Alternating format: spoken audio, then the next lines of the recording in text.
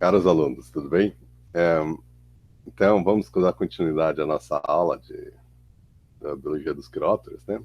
Então, na aula passada, a gente falou sobre aula um, episódio um. Quem são os quirópteros, né? E eu comecei com essa figura aqui, né? Falando que os quirópteros voam e fazem a colocação, né? E são o único grupo de mamíferos que voa. Tem planador, mas de voar de verdade, que nem uma ave, um pterodáctilo, só os morcegos, tá? Ah, E aí a gente falou um pouquinho da diversidade, blá blá blá, né? E a gente terminou falando um pouquinho como talvez eles evoluíram, né? Então aí eu queria entrar na diversidade. Então a gente entra na taxonomia deles, né? E a Maria vai discutir um monte de artigo bem legal, bem atual, na próxima aula. Então, né, eu começo, né, falando sobre a árvore molecular antiga, onde os quirópteros estavam, os dados moleculares novos, tudo isso aí a gente vai falar com a Maria, né? Então, acho que uma coisa interessante que eu quero falar para vocês é que no registro fóssil, os morcegos aparecem abruptamente por volta de 50, 55 milhões de anos, né? No registro fóssil. E há 50 milhões de anos atrás, eles já eram morcegos, como a gente viu no Icaronícolis, né? E outros morcegos dessa época, né? Então, e quando a gente usa os dados moleculares, aparentemente a grande divisão dos quirópteros ocorreu por volta dos 65 milhões de anos, né? Inquiróptera e Anquiróptera, né? E depois você tem a diversificação das famílias ocorrendo é, logo né, dentro dessa janela, no Eoceno. Você tem um Paleoceno entre 65 e 55 milhões de anos, e a maioria das famílias hoje viventes se diversificaram no Eoceno. Foi uma época que tinha primatas, na Europa, em boa parte da Ásia, na América, né? E quando os primatas começaram a chegar aqui, no final do Eoceno, começo do Oligoceno, também tinha primatas até onde hoje é a Argentina, e não a Argentina ali perto do Paraguai, mas a Argentina ali depois de Buenos Aires, né? Então, as florestas, e tinha florestas tanto na Antártica quanto no Ártico, né? Hoje em dia não tem floresta, né? Então, né, dava para. Estou me lembrando um livro de ficção científica da Ursula Le Guin, né, que falava: o nome do mundo é floresta, né? The word for world is forest, né? E nessa época a Terra, no oceano, a Terra era uma grande floresta do Polo Norte ao Polo Sul, né? E era muito mais úmido, muito mais quente e cheio de insetos. E tinha tido um boom nas mariposas, nas borboletas, nas abelhas, na, nos besouros, né? Nas moscas de frutas, né? Por quê? Angiospermas, frutas, né? Mariposas, abelhas, etc., elas se alimentam de néctar, né? Os besouros fazem buracos em sementes, né? E comem madeira, devoram frutos, né? Então esse boom de insetos, e principalmente insetos noturnos, as mariposas foram para a noite para escapar da predação das aves. E os morcegos usaram esse grande boom de insetos em um nicho vazio para se diversificar, tá bom? Eles ocorreram no Eoceno. Então, é bem provável que na época dos dinossauros não tinha morcegos. Se tinha, eles eram arbóreos, né? E com patinhas, né? Eles não estavam voando, né? Talvez eles se tornaram planadores, mas o boom dos morcegos, a ordem Chiroptera, ela surge pelos grupos viventes, surge ali no final do Cretáceo, começo do Eoceno. E as famílias todas modernas, elas surgem praticamente iguais como elas são hoje, muitas, né?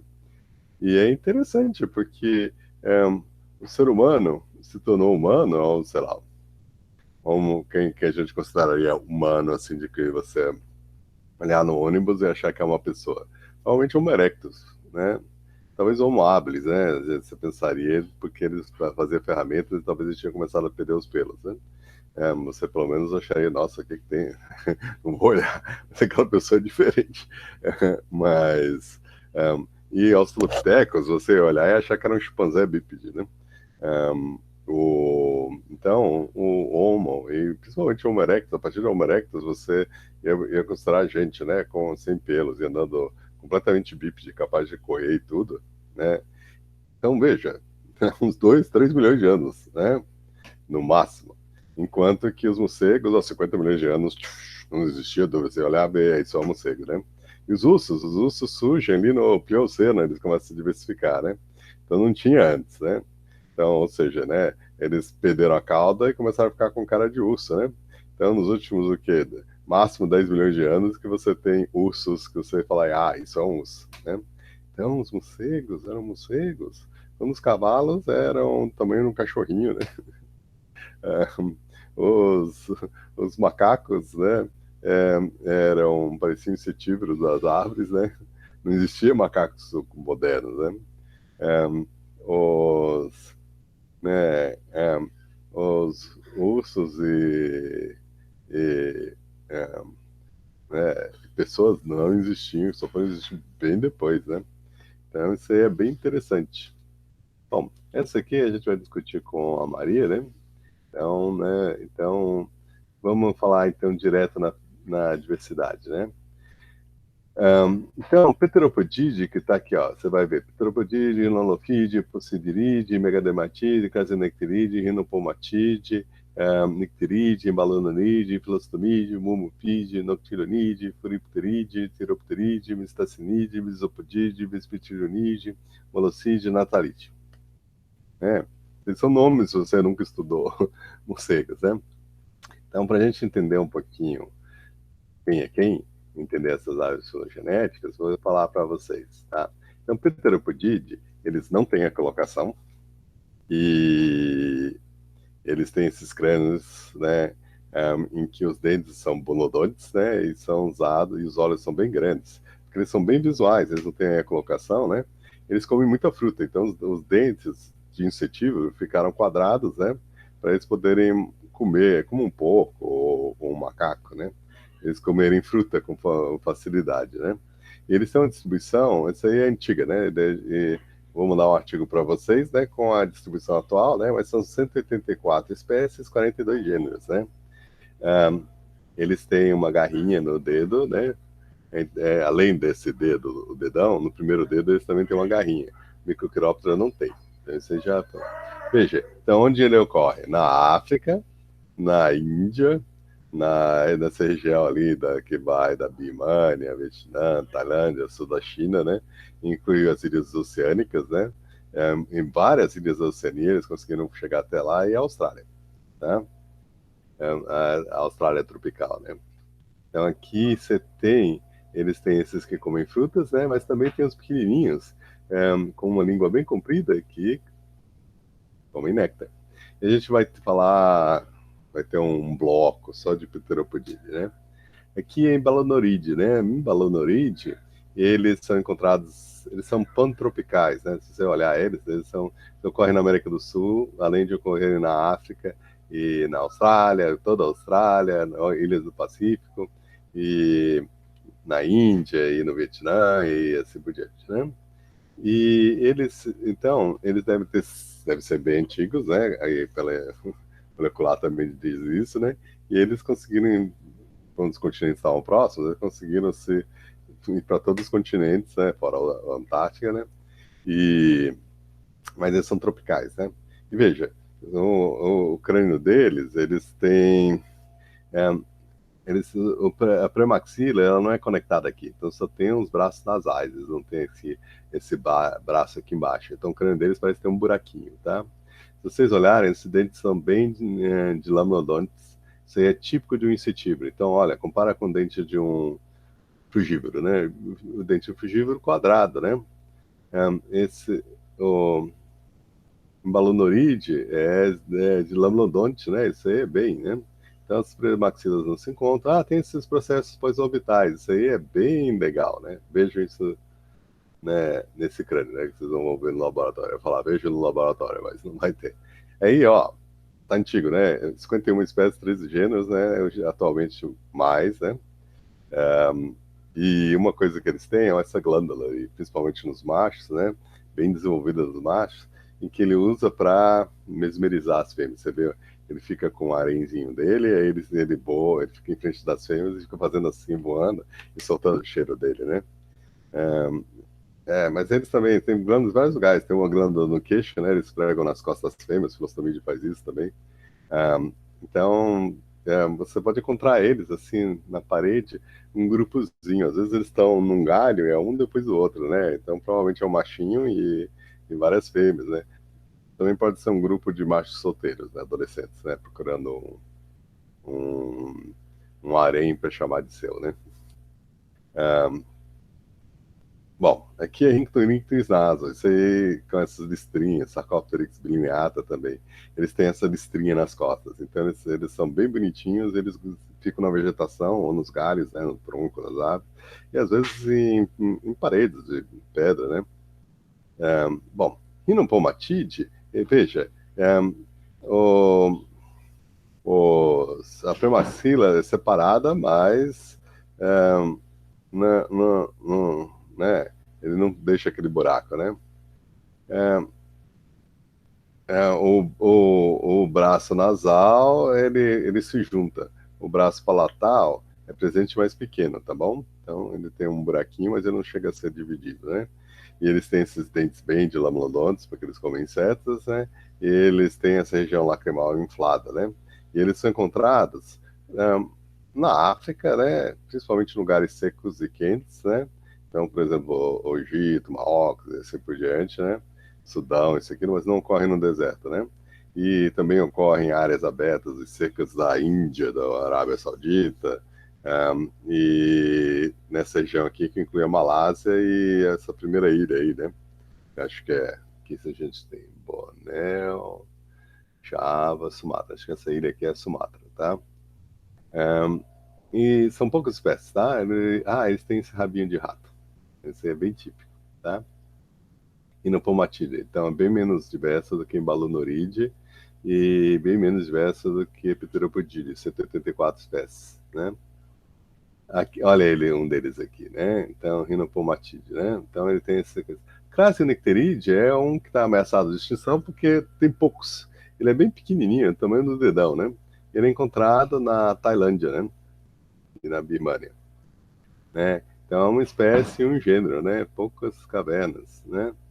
Ele tem um tamanho de um dedão, né? Nicteride, eles têm esse crânio com uma depressão gigante, porque eles têm uma estrutura bem esquisita aqui no rosto, né? Eles têm, não é propriamente uma folha nasal, né? Parece, sei lá, o rosto de um alienígena, né? E um monte de dobra. E tem isso aí está retratado no crânio. Então ele tem um copo, uma depressão profunda entre as órbitas, né? Ele tem um processo pós-orbital que parece ser uma barbatana de tubarão, né? Triangular, não parece balonoride, né? Os dentes são de lamudontes. Então o que vocês acham que ele come? Insetos. Eles também são grandinhos, alguns. Então ele também pode comer outras coisas. As premaxilas estão só com o lado palatal, então em cima não tem, embaixo tem. Ó, você veja, é ao contrário de Balanorídea, que não tem nada, né? E também diferente do Rhinopomatide, que tem o braço palatal, né, que praticamente é bem pequenininho, só tem o braço nasal, né?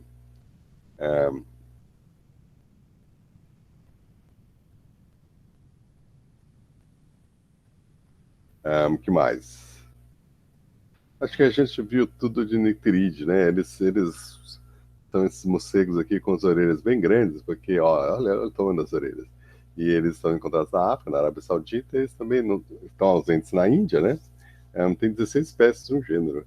Mas eles estão presentes dessa região aí, Tailândia, Birmânia, Vietnã, Camboja, Laos, Malásia, né?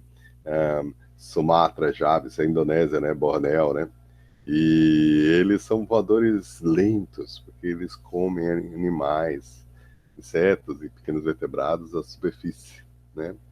como os megademátides. Megademátides eu gosto porque, ó, as premaxilas sumiram, né? Então isso aí lembra o embalonorídeo. Mas você não vai achar que é um embalonorídeo porque, enorme, dois, os dentes são gigantes, são de lamnodontes, mas eles são tão robustos que eles comem outros morcegos, eles comem passarinho, eles comem lagartixa, eles comem vertebrados, no geral, ratas, você põe um rato na jaula, e, ele desce, aí pula em cima, né? E usando as asas para capturar o rato, aí tum, no crânio do rato, fura o crânio, o bicho, aí ele devora tudo e sobe, né? Aí devora tudo e vai soltando as coisas que não quer, a cauda, o, as patinhas que estão cheias de osso, né? Então ele devora todo o resto, né? Então eles são bem selvagens, eles têm folha nasal, né? Ah, mas eles não são filostomídeos, né? A gente pensa aqui no Brasil, folha nasal, filostomídeo, eles não são filostomídeos, né?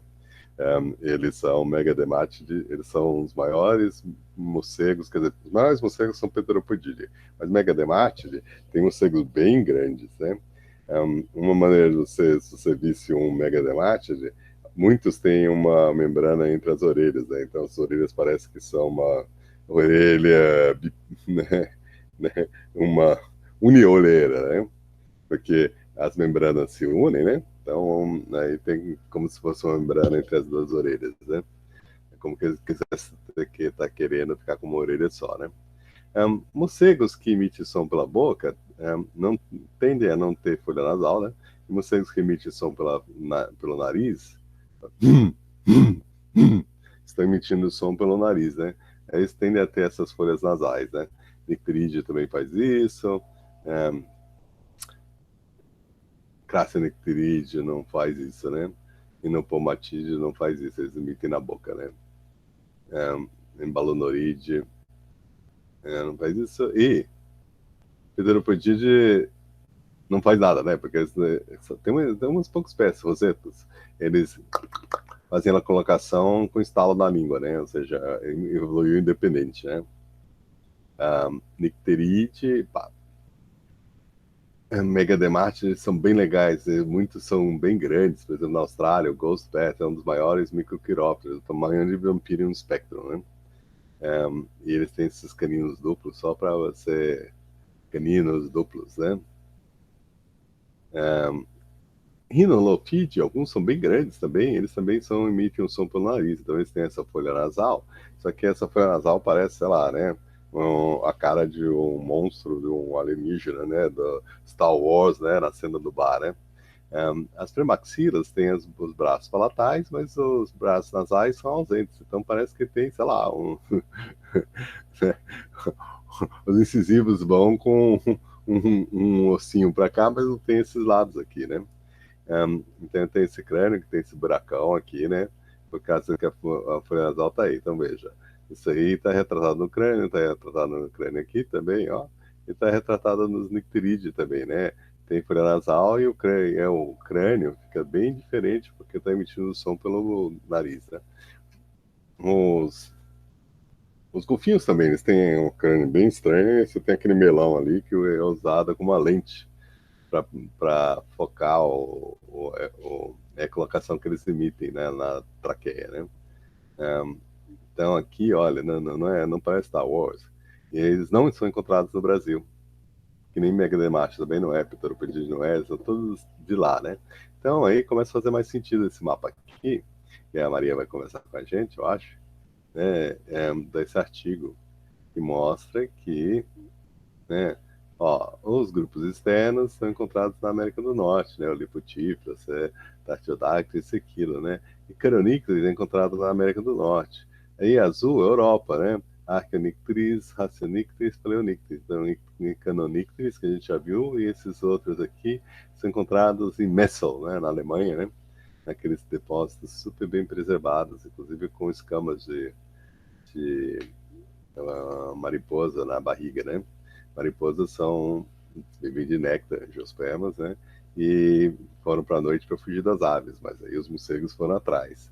Aí na Ásia a gente tem Pteropodide, Rhinolophide, Rhinopomatide, Crassionictis e Megadematide. Aí marrom aqui tem na Ásia Balonoride, Nectarine, Natale, Molossi e em todos os lugares do mundo. Misopodite e Stacinides são encontrados em Madagascar e Nova Zelândia, né? Aí, em verdinho, América Central e América do Norte. Então, a gente está seguindo aqui a filogenia e a gente está evitando as Américas, né? Porque ainda não chegamos lá. Né? Então, a gente está seguindo a filogenia aqui, né? Agora, Hipossideride, eles durante muito tempo eles estiveram juntos com o Rhinolophidae, fazendo uma mega família. Porque Rhinolophidae tem 77 espécies, Hipossideride tem 81. Então, eles têm 160, eles eram uma das mais. Mas aí eles dividiram, porque enquanto que os crânios se parecem, né, ó, aqui, ó, premaxila com os braços palatais, e aqui também, premaxila com os braços palatais, né? Eles tinham folha nasal, molares de lamulodontes, prolares de lamulodontes, não tem processo pós-orbital, tem processo, então eles parecem bastante, por isso que eles eram considerados uma mesma família. Só que os detalhes, né, principalmente da biologia, a forma da folha nasal e assim por diante, acabaram gerando uma divisão na família. Eles faz tempo que elas se dividiram. Tem um ancestral comum, né? Eles podem fazer uma superfamília, mas eles são considerados famílias diferentes, tá? Veja, mesma distribuição que no Rhinolophidae, né? Só para confundir aí, você pega um e fala, esse é Rhinolophidae ou esse aqui é Hipossideride, né? E aí os caninos são superficialmente parecidos, então você vai ter que prestar bem atenção para separar eles, né? Inclusive tem até crista, né? Eles são bem robustos, eles pegam insetos e besouros e podem triturar besouros com esses dentes e outros morcegos e pequenos, né, lagartinhos e assim por diante, né? Ratinhos, camundongos, passarinhos, que seja, né? Murmopide, eles já, agora a gente começa a entrar nas Américas, né? Eles têm esses crânios que parecem, né? O crânio foi dobrado e puxado, né? Eles prenderam a boca, né? E aí fizeram um vácuo para puxar o crânio para cima, né? As premaxilas têm os braços palatais e nasais, são fundidos uns com os outros. Os molares são de lamulodontes, eles comem insetos. Quase todo mundo come inseto. Não tem processo pós-orbital, mas não dá para confundir esse crânio com qualquer um dos anteriores, né? Os mumopídeos, eles emitem o som pela boca, então eles frequentemente têm um monte de membrana no rosto, por isso que eles têm um nome de morcegos com bigode, né? Mustached bats. São 10 espécies, 2 gêneros, aumentou, né? Todos eles aumentaram, desde que eu dei esse curso, né? E esse aqui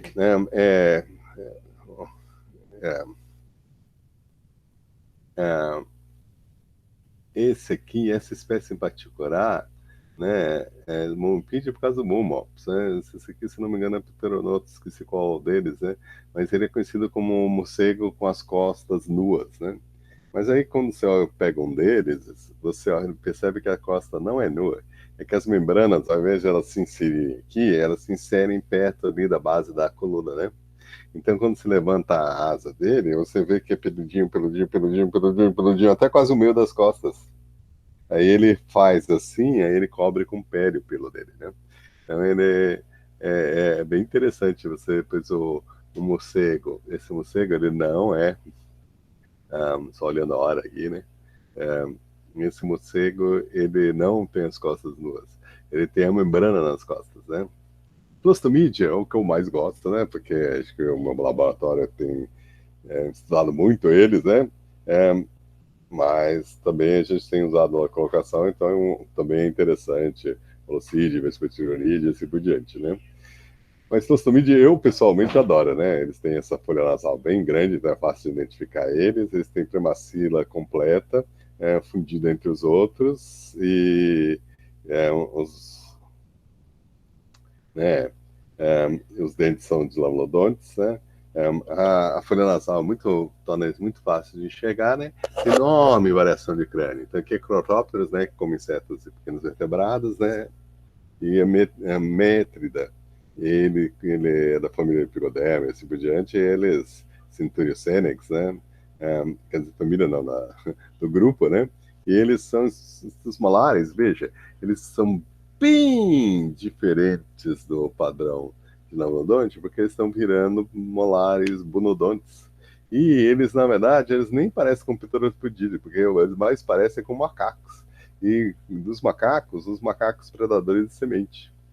Então, eles conseguem, com esses dentinhos, triturar a semente do figo, e aí a planta está oferecendo o, o figo na esperança de você comer o figo e sair cagando semente por aí e dispersando, né? Só que quando eles comem e trituram as sementes da planta, aí ela está produzindo fruto à toa, porque o frugívoro está triturando as sementes, pegando energia delas também. Então, para a planta deve ser o supra-sumo da sacanagem, né? Então, para que ela vai investir nisso se você vai comer as sementes dela, né? Só que, claro, sempre escapa uma ou outra semente, aí acaba você me dispersou também. Mas ele não é o dispersor mais simpático, né? Então, esses dentes parecem macaco. Então, a Flostomídea tem um monte de dietas diferentes. A gente vai entrar mais a fundo nessa filogenia aqui. Aí que a gente vai ver que carnivoria, é, sanguinivoria, né, onivoria, nectarivoria, frugivoria evolui normalmente de grupos que têm, né, insetívoros basalmente, né? Então isso aí sugere, né, que o padrão ancestral é insetívoro, faz sentido porque a maioria dos outros morcegos são insetívoros, né? Então, mas os Clustomídeo ocorre aqui. E se a gente olhar, voltasse lá para Pteropodide ocorre aqui. Então, na ausência de Pteropodide, os morcegos microquirópteros falaram, opa, peraí, é uma oportunidade. Aí eles começaram a se diversificar e várias vezes evoluiu frugivoria, né? E outros hábitos, né? Onivoria, né? Então, isso aqui também come fruta, né? E néctar, né? E E frugivoria e sanguinivoria é muito interessante. A gente não sabe exatamente como que ela evoluiu, né? Existe a teoria de que eles primeiro se alimentavam de insetos, que e aí insetos atraídos pelas feridas de boi, isso e aquilo, né? E depois as larvas de mosca dentro, e depois eles começaram a comer a carne, e depois eles começaram a beber o sangue, que era mais fácil. Então, seria isso aí uma hipótese, né? Depois a gente vai discutir isso. Tem muitas espécies, 160, mas agora está mais, e 55 gêneros, né? Então, é extremamente diverso, né? Então, veja, de um insetivo primitivo, vários hábitos evoluíram, né? E muitos desses são dentro da família dos filostomídeos, né? Então, frugivoria, pteropodídea e filostomídea evoluíram. Polinivoria, filostomídea e pteropodídea evoluíram, né? Insetivoria, todo mundo. Né? Carnivoria, várias. Hematofagia, dentro de filostomídea. Piscivoria, dentro de Noctilonide e também dentro de insetivoria tem várias espécies que são comem peixe pelo mundo todo, né? Na Ásia, no Golfo da Califórnia, então várias e aqui nas Américas o Noctilonide, né? Quando você compara Pteropodide e Clostomide, né, os Clostomídeos são microquirópteros, então eles tendem a ser menores, não necessariamente, né? Porque Flósculos rastatas, né? E Vampiro Inspector, esse aqui tem tamanho de Pteropodide, né? São grandes, né? Chegam até ao metro de asa, né? E Pteropodide pode ter 1,50 m, quase 1,80 m de ponta de asa e asa, né? Então isso aí é uma prancha de surf voadora, né? Mas a diversidade é semelhante, né? E o número de gêneros também, né? Só que é interessante porque Flostomídea, a diversidade é local. Enquanto que, por exemplo, aqui, ó, o número de espécies de morcegos e a quantidade. Então, ó, por exemplo, na África, você tem 19 espécies, 25, 23 espécies de morcegos, uma dada localidade. Nas Américas, você tem, às vezes, ó, 53, 58, né? Isso aí numa única localidade, você pode ter 50, 58, 55, né? Espécies de morcegos. E, por exemplo, quando você olha o detalhe, né? 40 são filostomídeos e 24 são outras coisas. 35, 27, né? E aqui, ó, 15, 21. Então, né, às vezes você tem, ó, 15 e 21, isso aí, então, 30 para esse país, né? E 6 e 27, 5 e 27. Então, o Pteropodite, ele contribui menos para a diversidade de morcegos do que Filostomide, tá bom? Então, é interessante, porque o Pteropodite tem muitas espécies, mas elas se sucedem geograficamente porque eles ocupam uma área muito grande. E só que Filostomide, eles empacotam, porque tem tantas dietas diferentes, eles empacotam muitas espécies numa dada localidade. Eles contribuem de sobremaneira para a diversidade biológica local. Porque, não sei se entenderam. Bom, isso aí levou à evolução das Américas e na Ásia e na África de frutas que têm síndrome da quiropterofilia, né? Então, as flores de morcegos, elas abrem à noite, elas duram normalmente uma noite só, elas têm uma cor branca, elas têm um cheiro muito forte, pungente, elas produzem uma enorme quantidade de pólen e néctar diluído, né? As flores são posicionadas longe da folhagem, por flagivoria, caudifloria e assim por diante. Então, Quigela africana está demonstrando isso, né? Ou seja, fica longe, por quê? Porque o morcego achar mais fácil. Imagina você ter que andar no meio da vegetação. E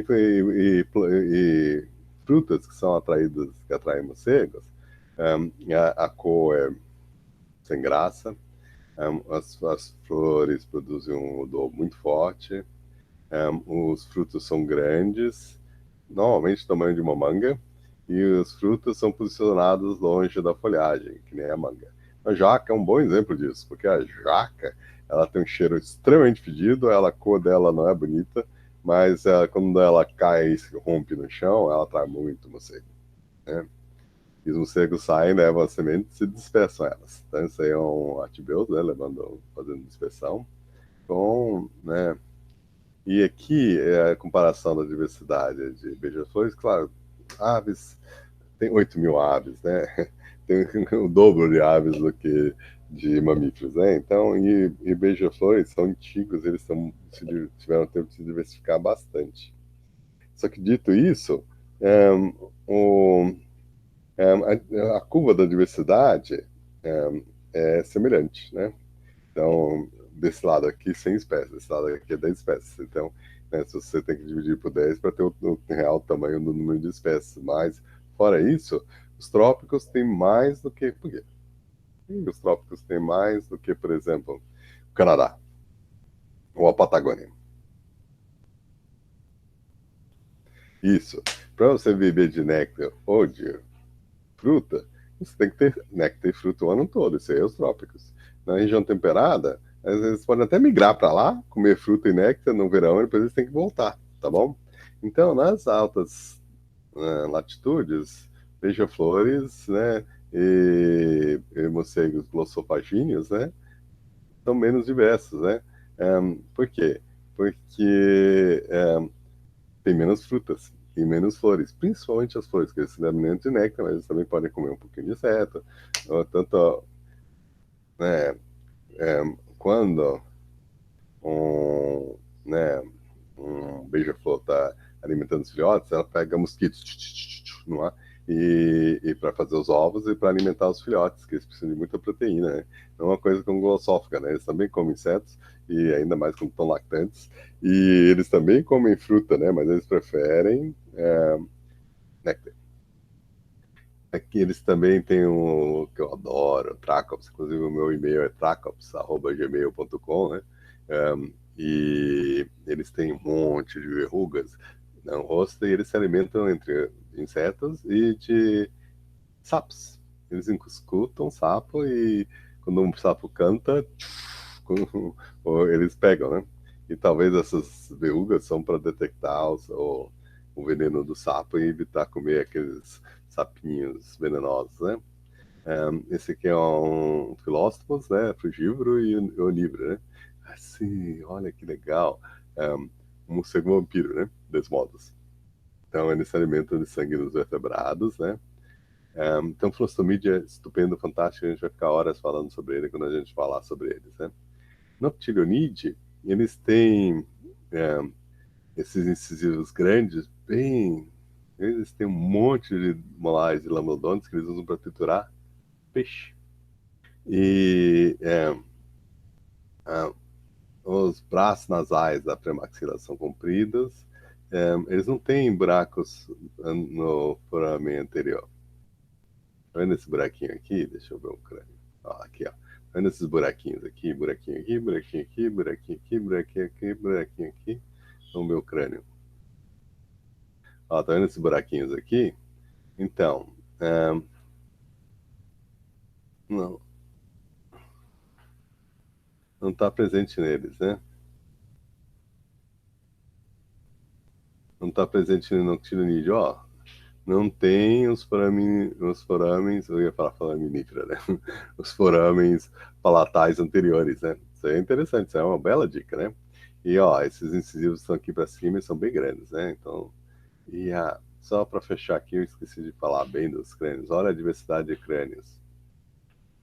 Mosonícteres, Carionícteres, se alimenta de néctar, Micronícteres, insetos, Atibeus, frutas, Centúrio, frutas, né?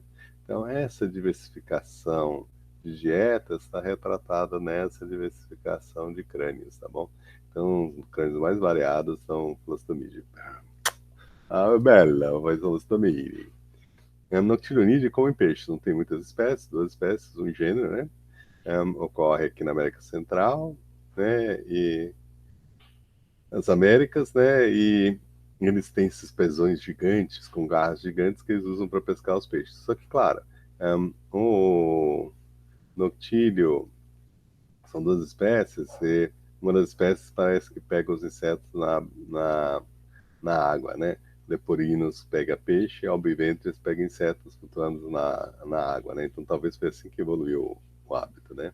Então ele aqui com peixe, né? Eles, na hora de comer o peixe, eles enchem, porque o peixe é escorregadio, eles não querem ficar manipulando muito, então eles vão mordendo, enchendo as bochechas, né?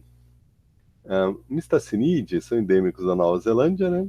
Então, eles, inclusive, são super importantes. Na Nova Zelândia, o Mistacina tuberculata se alimenta do néctar de Dactylanthus.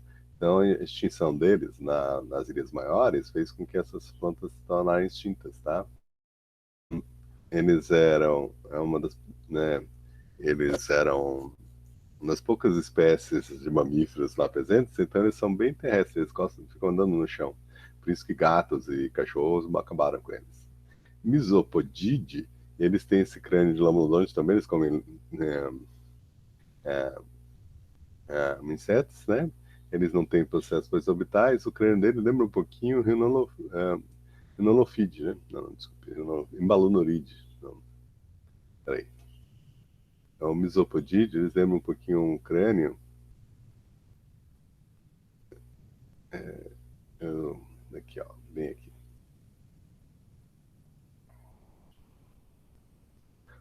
É um crânio de Mumopide, tá? Você vê que o crânio de Mumopide é essa coisa aqui deformada, né? Nem todas, né? Mas a maioria deles tem isso. E no Isopodide, eles também têm esse crânio meio levantadinho aqui, né? Então lembra algo entre o, né, o Embalonuride e... Tá me fugindo o nome de novo, né? É,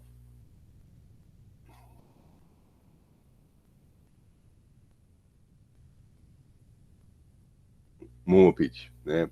Então, né, lembra um pouquinho o Mumopide, mas nem tanto, né? Talvez esse aqui, né?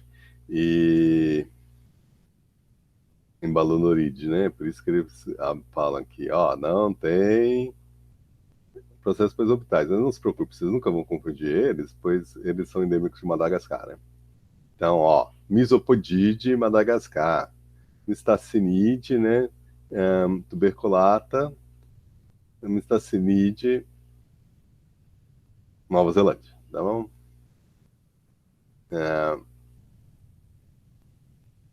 Então, para separar entre os dois, Misopodídeo tem Z, que é de zebra, né? Porque a África fica perto de Madagascar. Então, Tiropteride, a gente tem esse curso bem comprido de lomodonte. O crânio também é inflado, só que não dá para confundir com um opídeo, porque Tiropteride, o focinho é comprido, né? E eles, então, eles estão conhecidos como thumbless bats, né? Que eles têm ventosas. Eles têm ventosas, mas, Misopodídeo também tem ventosas. E ele fica dentro de uma folha enrolada, né? Então, isso aí é convergência. Então, a gente também tem morcegos com ventosa, né?